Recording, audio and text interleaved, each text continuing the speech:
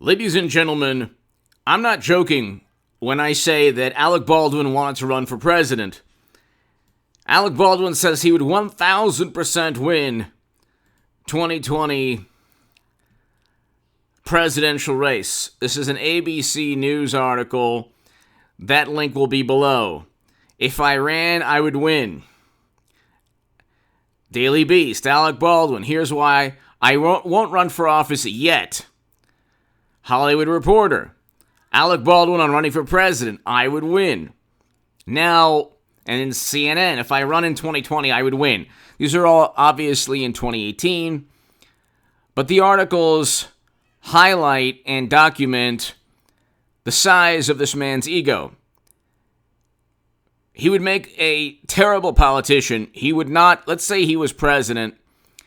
I mean, why are we even entertaining the absurd notion? But let's say he was president. After lying through his teeth and blaming a victim of his negligence, where, according to Alec Baldwin, he was told to pull the hammer back.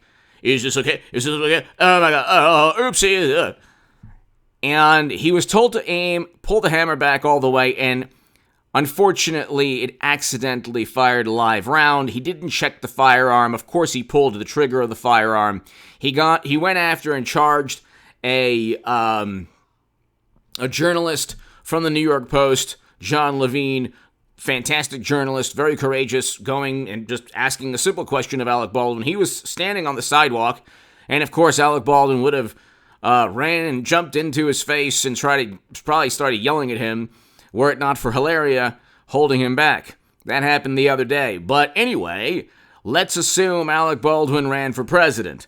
And I know that you're still trying to wrap your heads around the absurd, hilarious, completely, nightmarish proposition or scenario. He wouldn't preside over record low unemployment. Trump had record low unemployment, record low Black and Latino unemployment, wage growth for every sector of the economy. We had hundreds of thousands of manufacturing jobs. The economy was 200,000 lost under President Obama. The economy was a very good economy. That's generally how you judge a president. You judge a president by his performance, his economic performance, and foreign policy. Now, the last year of his presidency, Democratic governors gleefully tanked their economies, and they did so to keep everyone safe.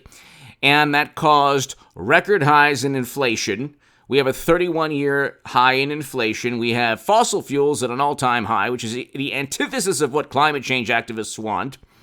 We have a supply chain breakdown. I write about this in the Federalist. We're going to have a terrible, devastating, catastrophic stock market crash, and we're going to have a financial crisis because of it again.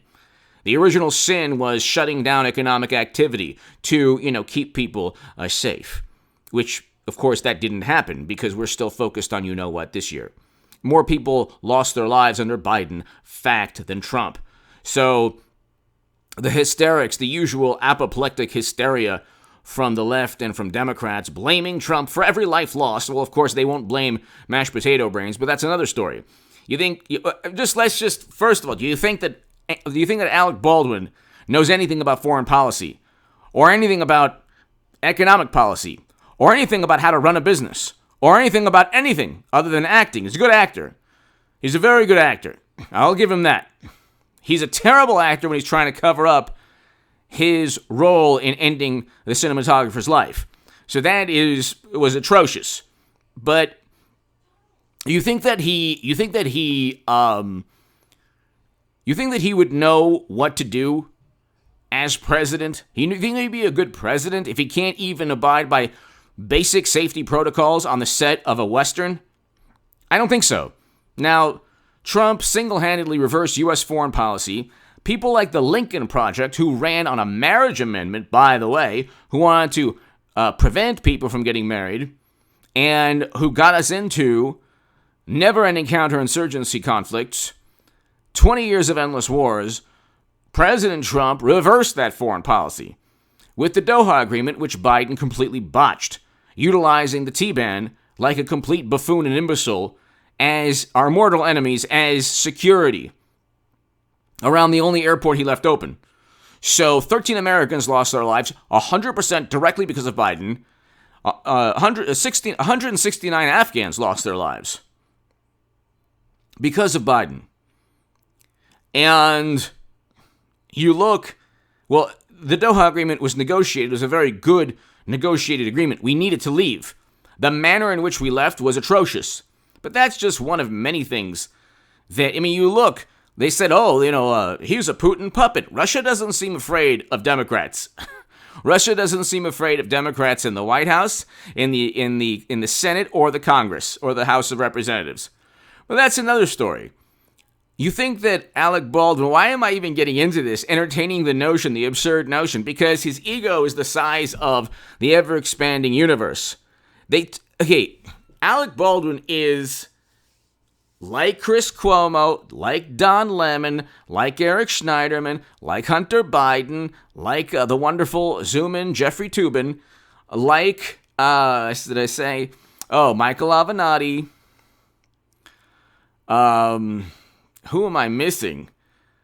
Bill Clinton, Anthony Weiner. Like I said, it's the liberal males gone wild. You could put the VHS tape in, and you could see all these wonderful, morally superior liberal males who are the televangelists of our generation, of this age, I should say, of this era. They're always preaching and pontificating and condemning and, doing things on a Zoom meeting and with their emails. And Alec Baldwin, unfortunately, a serious, tragic accident, but an accident in the manner that a drunk driver ends someone's life.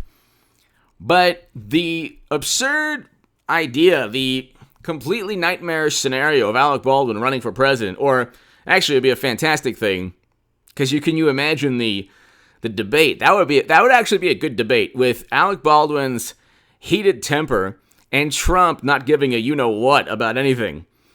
I would actually love to watch that. Because whenever, when Trump, with his debate performances, I actually enjoy it. But then you get, the pearl-clutching, he was so rude. It's like, well, yeah. Mashed potato brains never accomplished anything his whole life except helping destroy Libya alongside Clinton and President Obama, writing the crime bill. That's another topic. But Debbie Wasserman Schultz. But you look at, I'm bringing this up, ladies and gentlemen, because there's a lot more to talk about pertaining to his lies regarding the Colt 45, the stunt double firing live rounds twice 5 days before the fatal tragedy. There's a lot to talk about, but I don't think anyone remembers this man wanted to run for president. I don't think anybody remembers that he said he would have won. This is just like Avenatti 2020. Michael Avenatti, that's the guy I forgot. Okay, Michael Avenatti. They were talking about Avenatti 2020. Politico, Michael Avenatti is winning the 2020 Democratic primary. Politico, Avenatti quietly builds 2020 machine. New York Magazine, the case for Michael Avenatti 2020. So don't think they view Trump, the political side of this, Alec Baldwin certainly 100%, without a shadow of a doubt, pulled the trigger of the firearm. He's lying. He probably gave the wrong, a different firearm to police, or he didn't care if a different firearm was given to police by other people. So he'll probably claim ignorance just like he's claiming ignorance now. I think that he'll get involuntary manslaughter charges if he goes to prison. It might have been so chaotic. He could say, "Well, I don't know where the actual firearm went, a Colt 45. I don't know. I didn't touch it after I actually ended someone's life. So, I don't know." Who knows how that'll hold up in court? The bottom line is he's actually blaming the victim, the cinematographer, for making him point and aim in her direction, which is completely absurd. And if he purchased a modified firearm, well, then he's still at fault. But the notion that this man could, the chutzpah, the arrogance, Trump, before he ran, wasn't just, he was like a part of Americana, even though people didn't want to realize it or accept it. He was. The same people who condemn him or pontificate and preach against him would have embraced his rear end if they met him 10 years earlier. All the late night show hosts were embracing his rear end, having him on his shows. He was in a whole bunch of movies. He already conquered Hollywood, but he had distinct political views. And if you look, he actually, the tariffs that he imposed on China, Biden is still utilizing. Okay, immigration policies he utilized, Biden is now utilizing. Again, this is like trying to explain physics to your house cat, to morally superior liberals. They don't understand any of this. They think they do, but they don't understand any of it. They think that they're so morally superior, and that because Trump is this nightmarish anomaly, this nefarious, sinister blot on our pristine history or political culture, that anyone could run, even Alec Baldwin or Michael Avenatti. And Michael Avenatti is now in prison. Juicy Smollett might get there. Who knows? He'll be charged, but who knows if he'll get prison time. Andrew Cuomo's been charged with a crime. Who knows if he'll get prison time. Chris Cuomo's fired. Don Lemon will get fired. And Hunter Biden, there will be impeachments of Biden mashed potato brains that involve Hunter Biden, or that are based on Hunter Biden's pay-to-play schemes, which are literally in his emails. How can you use your influence on behalf of the company? You would have to be a complete imbecile not to understand what that means. Okay? But anyway, the mindset is the following. And he's on the Howard Stern show talking. The mindset is, because Trump was such an anomaly, that anyone could run. But nobody could do what Trump did. Alec Baldwin could never have done what Trump did. And so, Alec Baldwin would fold in 2 seconds if he had the weight of the world on him. Okay? Trump was set up and framed by corrupt intelligence officials like Clapper and Brennan and others. Alec Baldwin would fold in 2 seconds. He was responsible for someone's loss of life, and he can't even man up and explain, hey, you know what? There was negligence on the set. It was a terrible tragedy. It was an accident. No. He just has to go ahead and blame everybody else, especially the victim.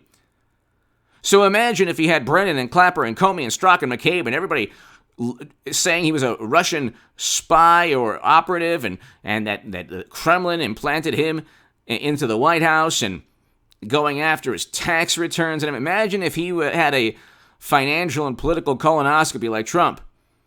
Imagine if he had to go through what Trump had to go through. He would never mentally come out okay. The man is a complete hothead.